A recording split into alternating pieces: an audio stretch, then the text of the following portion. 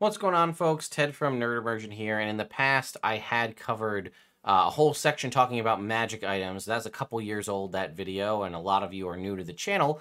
But I wanted to talk specifically about something I covered in one of these old videos, and that was the potion mixing and potion miscibility table.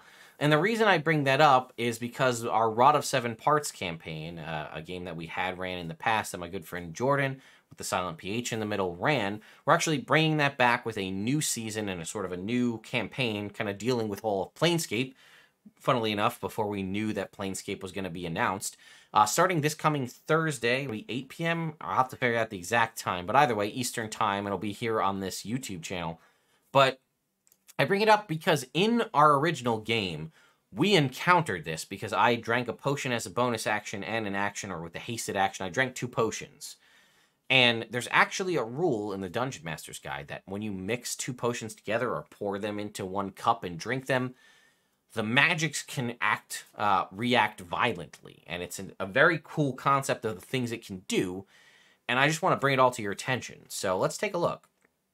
So if you go over to the Dungeon Master's Guide in the Magic Items section, Chapter 7, and look at potions, it says, here it is, variant mixing potion. So it is a variant rule, but a character might drink 1 potion while still under the effects of another, or pour several potions into a single container.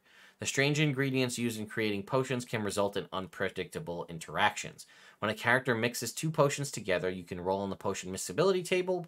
If more than 2 are combined, roll again for each subsequent potion, combining the results. Unless the effects are immediately obvious, reveal them only when they become evident. And here you can see the table. So if you roll a 1 on the potion miscibility table, the creature creates a magical explosion, dealing 6d10 force damage to the mixer, usually themselves, and a d10 force damage to each creature within 5 feet. 2 to 8 on that roll, the mixture becomes poison of the DM's choice. 9 to 15, both potions lose their effects. Again, this could be if you're under the effects of an existing potion and drink one, it ends both. 1 potion loses its effect. At 16 to 25, 26 to 35, they both work, but their numerical effects and durations are halved. A potion has no effect if it can't be halved in that way. 36 to 90, they both work normally. 91 to 99, the numerical effects are doubled. If neither potion has anything to double, they work normally. So, for example, if you were drinking a healing potion and it healed 5 hit points, it would now heal 10. But if you were to drink something that gave you an hour's worth, or a minute's worth of haste, let's say with a potion of speed, it would now give you 2 minutes worth. And then the granddaddy of them all that you'd love to roll here is the 100 on the Deep 100. When only 1 potion works, but its effect is permanent. Choose the simplest effect to make permanent, or the one that seems the most fun. For example, a potion of healing might increase the drinker's hit points by a maximum of 4, right? If you rolled 4 on the healing potion. Or an oil of etherealness might permanently trap the user in the ethereal plane. At your discretion, an appropriate spell, such as Dispel Magic or Remove Curse, might end this lasting effect. So the reason I bring this up is because my character, Lagwin, in that game, actually, I think was under the effects of a potion of speed and drank a healing potion. I think is actually what happened. And then we rolled on this table. And I happened to roll a 91 to 99, so the effects of my haste potion of speed were, I think, doubled, so it lasted twice as long.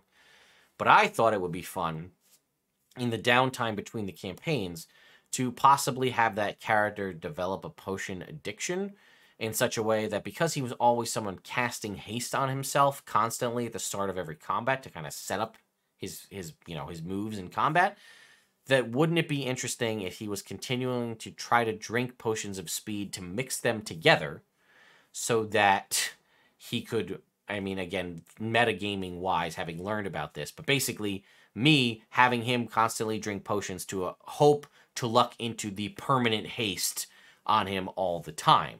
It's a very expensive hobby because, potions of haste speed are very rare. So that's a crazy bit. But I'm not really sure how that would work. And then the other fun part is if you were constantly under the effects of haste, would you even be able to sleep?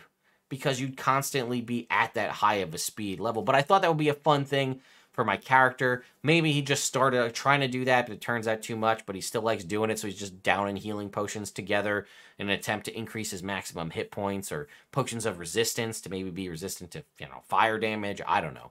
I thought it'd be a cool mechanic, but I was wondering, do you guys even know about this? Is this the first time you're hearing about the potion miscibility table? Have you used it in your game? Or probably one of the cooler things that I think could be fun, how about an expanded list? This only gives you, what, 1, 2, 3, 4, 5, 6, 7, 8 options. There's a lot to play with in that D100, right? Because it works from 36 to 90, it works normally. We could kind of distill these down and separate them out and add in a bunch more kooky, fun options. I don't know if that really needs to be done, but I could see it being a fun option. So let me know. Have you used this in your game at all ever? Is this the first time you're hearing about this rule? As such, though, have you also had any of these effects go off in your game? Either you as the player doing this, the DM surprising you with it, or you knew it going in, or you as a DM using it on your players, and what was the outcome? Was it something crazy, like they blew up with the rolling a 1, or did somebody luck into some awesome permanent effect going forward? I'm very curious how that went down. So, again, let me know your thoughts and stories and things in the comments down below, and I will see you all next time.